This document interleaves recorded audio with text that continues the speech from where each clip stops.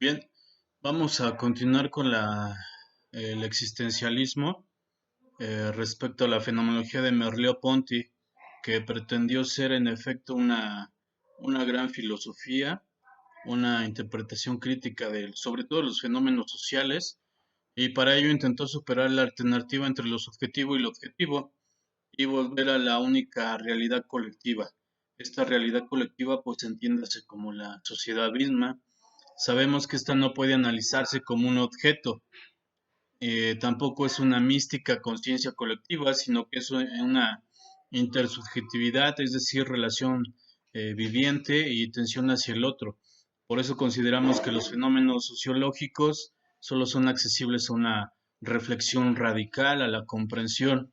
Estas dos competencias verbales que son evidentemente en la sociedad una gran incomprensión, el sociólogo, por tanto, no ha de hipostasiar los métodos explicativos, ya que su tarea principal no es la de determinar las leyes, sino más bien la de comprender a los hombres como individualidades para entender sus acciones como una realidad colectiva. Es de alguna manera, una tertulia sobre la filosofía de la existencia por Merleau-Ponty, que elogiaba las aportaciones de la filosofía de Marcel, destacando su tratamiento de las relaciones con el otro. Este otro, entiéndase que pertenece a la misma sociedad, afirmaba que este tema no apareció en la filosofía hasta finales del siglo XIX. Merleau-Ponty piensa que el concepto de la intersubjetividad es inseparable del problema del otro, es decir, de la Lebenswelt compartida y de la misma historia. Esto es así debido a la complejidad misma de la cuestión, ya que no basta con decir que la sociedad se reduce a una suma de individuales o que el individuo es un simple producto social, es decir, colectivo de la misma conciencia, que ahí se da la cuestión colectiva. Merleau-Ponty posee una concepción dialéctica de la sociedad en la que lo social es interior a lo individual y lo individual es interior a lo social. En otras palabras, es decir, todo es social y todo es individual. No hay un hecho de psicología individual que no sea un hecho totalmente psicológico social. Esto de alguna manera implica que la psicología y la sociología tienen como objetivo todo en común. La sociología de alguna manera suministra los hechos, mientras que la psicología permite de alguna manera comprenderlos. Esto significa que hay una sola realidad en la que se mezclan los cuerpos, almas, sociedad, costumbres, etcétera. Hay fenómenos de totalidad como un buen fenomenólogo, es decir, Merleau-Ponty concede cierta prioridad a la subjetividad sobre la objetividad. Recuerden que la objetividad son fenómenos ya establecidos universalmente conforme al conocimiento. Eso ustedes ya lo tienen bien presentes. Y de alguna manera Merleau-Ponty considera que la subjetividad más profunda coincide con esta cuestión de la sociedad, con las relaciones vivientes de todo singular y en definitiva con el ser en el mundo que somos. Este ser en el mundo lo retoma muy bien Martin Heidegger, de hecho son palabras de él, tiene que ver con el Dasein y esto implica un Dasman. Este Dasman es una cuestión histórico-social en donde el individualismo y la colectividad pues no lo van a entender, por lo tanto son anónimos. El conocimiento del mundo histórico social implica al mismo tiempo la inmanencia y la trascendencia del yo y del mundo, lo que da sentido al mundo y a nuestras acciones en evidentemente, la racionalidad. Esto hace patente que la racionalidad determine las acciones en el mundo y lo que le da sentido y está verificándola y realizándola. Por lo tanto, Merleau-Ponty no niega en absoluto la razón, pero tampoco quiere identificarla con una facultad totalmente dogmática. La razón se va haciendo a través de nuestra propia existencia, de esta que se va configurando, de que vamos reaprendiendo, de que vamos reconociéndonos en nuestra propia historicidad. Pero de alguna manera, cómo se realiza la universalidad de la razón. ¿Cómo ustedes pueden comprender esa cuestión? Si lo pueden hacer, por favor, les encargo que lo reflexionen. Y esto, evidentemente, por el esfuerzo de los hombres, hace su unificación y hacia una comprensión mutua, hacia una armonía, de alguna manera en un cierto consenso. El germen de la universalidad se halla en el diálogo y en el intento constante del yo, de unirse con el mundo.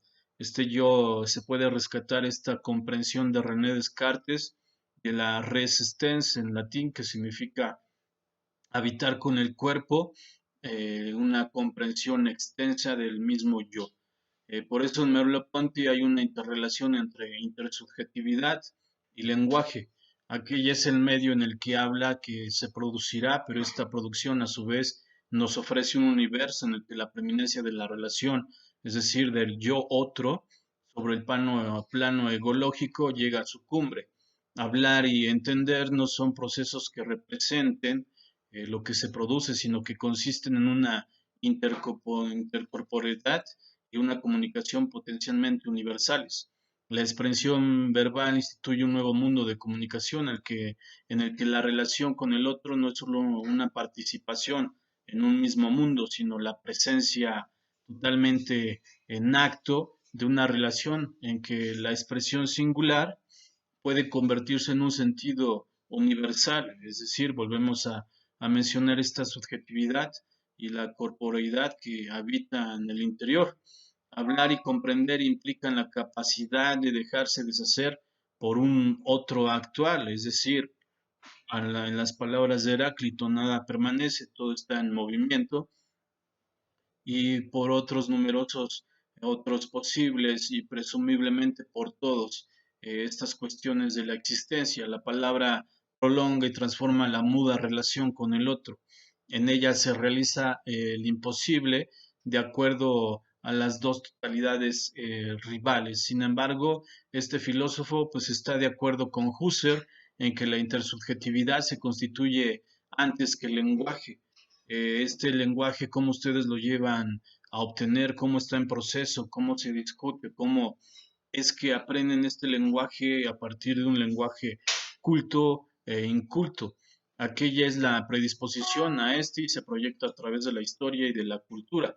La primera palabra de la humanidad no se apoyaba en ninguna lengua establecida, es lo que les pregunto. Esto significa que el principio de comunicación estaba ya dado de antemano, o es que el lenguaje a partir de estas conexiones y que ahora la neurolingüística hace patente, ustedes creen posible que el cerebro humano ya tenga esas cualidades para poder expresarse, para poder nominar, para poder designar la realidad. ¿Ustedes creen eso posible o se va aprendiendo o se va comprendiendo primero la realidad y después ustedes?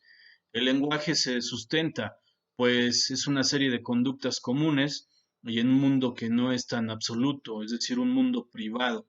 No cabe duda que el lenguaje es una operación gracias a la cual el pensamiento adquiere valor intersubjetivo. A través de él, el otro se convierte en alter ego, se hace plenamente significativo, pero no olvidemos que definir es limitar. Entonces, si yo les pregunto que me digan, que me definan qué es el hombre, ¿qué me pueden responder? A pesar de la importancia del lenguaje de Merleau-Ponty, asegura que el yo encuentra al otro en la experiencia vivida. Somos dos conciencias en situaciones comunes gracias a las manifestaciones existenciales y a la posibilidad que tiene mi conciencia de reaccionar. Puede acceder a la del otro sobre un fondo intersubjetivo, aunque el conocimiento lógico y absoluto de la conciencia del otro sea por eso mismo imposible de concebir. Ustedes se conciben a partir del reconocimiento del otro o el otro los reconoce a partir del reconocimiento de ustedes mismos. A ver, expliquen eso. Entonces, una completa explicación del fenómeno intersubjetivo adquiere una gran importancia. Merleau-Ponty considera central el fenómeno total del cuerpo propio para explorar la intersubjetividad. Conciencia y cuerpo están interrelacionados en el comportamiento. Es lo que les decía, hay un hábitat consciente de la existencia conforme a la configuración del mundo. La conciencia que tenemos de nuestro cuerpo constituye totalmente un esquema corporal es decir, una percepción de mi posición o relación a las coordenadas de su medio envolviente a través de la imagen visual del otro percibido. Espero que me hagan la actividad que les estoy pidiendo. Muchas gracias.